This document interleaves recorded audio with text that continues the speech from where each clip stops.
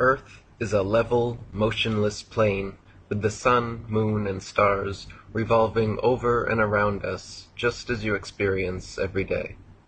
The North Pole is the magnetic monopole center point, with Polaris, the North Pole star, situated directly above. Polaris is the only motionless star in the heavens, with all the other constellations revolving perfect circles over the earth every night.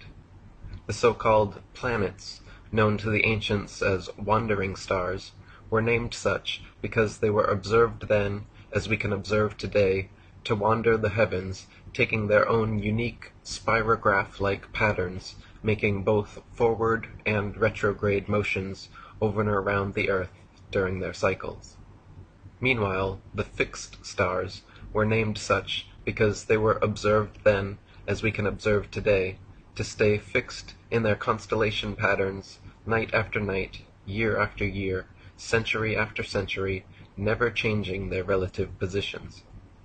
If Earth was truly a tilting, wobbling, spinning space ball, as NASA and modern astronomy proclaim, rotating 1,000 miles per hour on its axis, revolving 67,000 miles per hour around the Sun, spiraling 500,000 miles per hour around the galaxy, and shooting off several million more miles per hour through the universe, the star patterns would never look the same 2 nights in a row, let alone be fixed in exactly the same constellations for thousands upon thousands of years.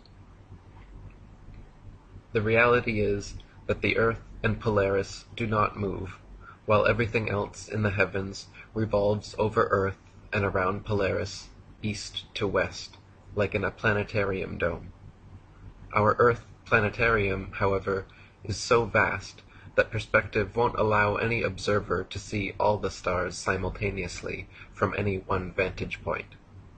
We can see Polaris, Ursa Major and Minor, and other northern constellations from every point north of the equator simultaneously, but conversely cannot see the so-called South Pole star, Sigma Octantis, the Southern Cross, or other outer constellations simultaneously from every point south of the equator, because they all sweep over a great southern arc from their rise in the evening to their setting in the morning.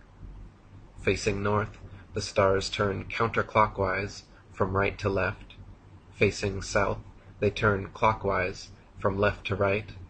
Facing east, they rise in front and set behind, while facing west, they rise behind and set in front.